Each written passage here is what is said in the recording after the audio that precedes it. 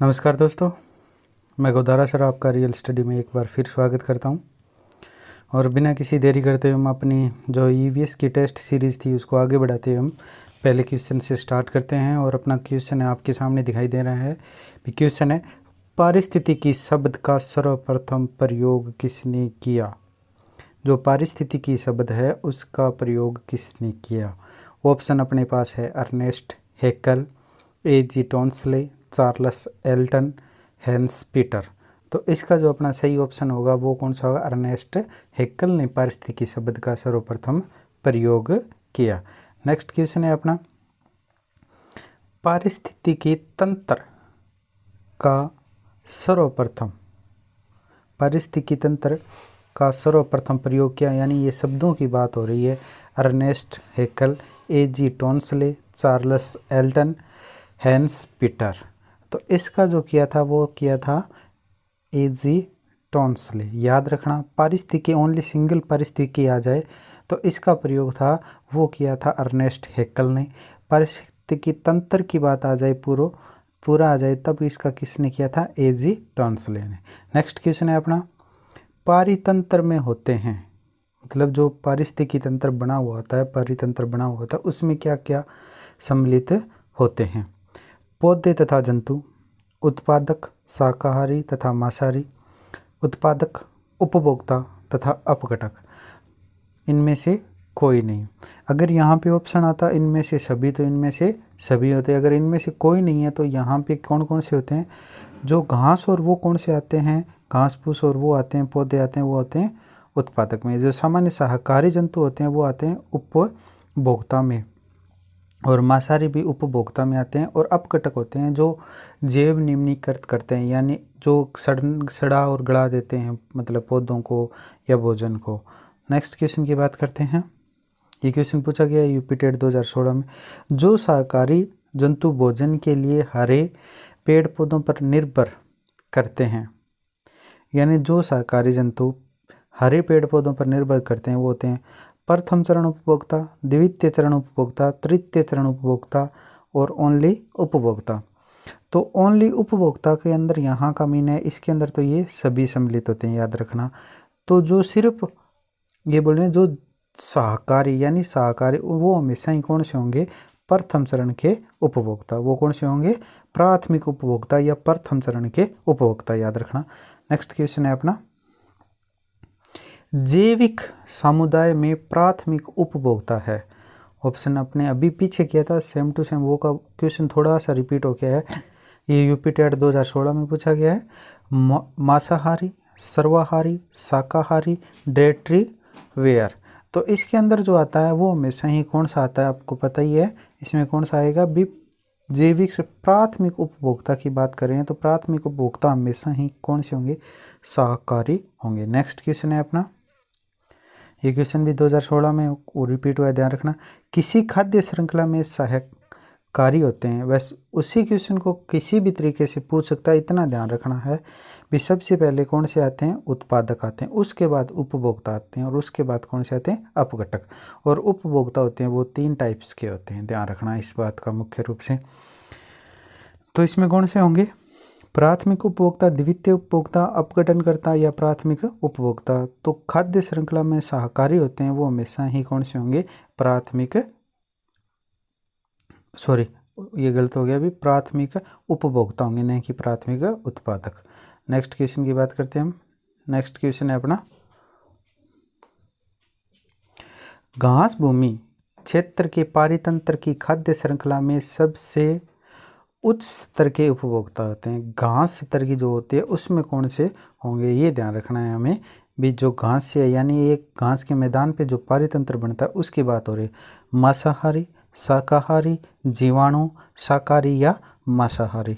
तो इसमें अच्छे तरीके से आपको सोच लेना है भी क्वेश्चन का उत्तर कौन सा होगा। हमेशा याद रखना, उच्चतम स्तर पर जो उपभोक्ता होंगे वो हमेशा ही कौन से होंगे? मांसाहारी होंगे। नेक्स्ट क्वेश्चन की बात करते हैं। नेक्स्ट क्वेश्चन है अपना, खाद्य श्रृंखला में परस्पर समूह को कहा जाता है। जो खाद्य श्रृंखला होती है, मतलब एक दूसरे से रिलेटेड होते हैं, उसे क्या कहा जाता है? खाद्य चक्र, खाद्य अभिक्रिया, खाद्य जाल, बायोमास। तो इसको हमेशा ही आपको पता है क्या कहा जाता है, खाद्य जाल। नेक्स्ट क्वेश्चन की बात करते हैं। नेक्स्ट क्वेश्चन है, भू पारिस्थितिकी तंत्र में ऊर्जा का मुख्य स्रोत है। मतलब जो भी पेड़ पौधे होते हैं उनके लिए ऊर्जा का मुख्य स्रोत कौन सा होता है? सूर्य होता है, पृथ्वी, चंद्रमा और शुक्र। तो इसका ऑप्शन कौन सा है अपना? सूर्य। ये काफ़ी बार पूछा गया है, सीटेट में 3-4 बार पूछा गया ये क्वेश्चन है। नेक्स्ट क्वेश्चन है अपना, पारिस्थितिकी तंत्र में ऊर्जा का मुख्य स्रोत है। वापिस वही क्वेश्चन है, पहले 2016 में पूछा गया, फिर 2017 में रिपीट होके आ गया है। ATP, Surya Prakash, DNA, RNA. तो पारिस्थितिक ऊर्जा का मुख्य स्रोत होता है वो कौन सा होता है? हमेशा याद रखने वाली बात है, कौन सा होगा? सूर्य यानी प्रकाश होगा, वो क्या होगा? ऊर्जा का मुख्य स्रोत होगा। नेक्स्ट क्वेश्चन की बात करते हैं अपना। नेक्स्ट क्वेश्चन है, निम्न में से पारिस्थितिकी तंत्र सबसे बड़ा होता है, यानी पारिस्थितिकी तंत्र जीवों के रूप में, स्थान के रूप में या कैसे भी मान लो, सबसे बड़ा पारिस्थितिकी तंत्र होता है वो कौन सा होता है? रेगिस्तान, समुद्र, वन, कृषि भूमि। आपको इस बात का पता ही है कि भूमि पर, मतलब हमारी पृथ्वी है या हमारा जो मंडल है वहाँ पे जल है वो सबसे ज़्यादा मात्रा में पाया जाता है, तो आपको पता ही है। और जल से सागर, समुद्र और महासागर बनते हैं। तो याद रखना, सबसे बड़ा पारिस्थितिकी तंत्र होता है वो कौन सा होता है? समुद्र। और ये प्रश्न यूपी टेट की बात नहीं है, रीट में भी पूछा गया क्वेश्चन है, ठीक है। तो ज़्यादा से ज़्यादा ध्यान दें भी, जो हमेशा ही सबसे बड़े पारिस्थितिकी तंत्र या तो जीव की द्वारा संख्या के रूप में आ जाए तो भी समुद्र होगा, ये भी ध्यान रखना। नेक्स्ट क्वेश्चन है अपना, निम्नलिखित में से किस एक प्राणी को किसान का मित्र कहा जाता है? यानी किसान मित्र किसान कहा जाता है? चींटी, केंचुआ, मधुमक्खी, तितली। अब ध्यान रखना, मित्र उसे ही कहा जाता है जो उपयोगी हो, जो हमारे लिए क्या हो? उपयोगी हो। वैसे तो क्या है, ये तीनों ही, चींटी को छोड़ के ये तीनों ही, केंचुआ, मधुमक्खी और तितली, ये तीनों ही क्या है? कृषि के लिए बहुत ही महत्वपूर्ण है। क्योंकि मधुमक्खी से सहायक, मतलब जो शहद उद्योग है उसको बढ़ावा दे सकते हैं। तितली होती है वो मतलब प्रकरण करवाने के लिए, पौधों में वो उन फूल है उनको खिलाने के लिए मुख्य काम करती है। परंतु किसान मित्र किसे कहा जाता है? केंचुए को।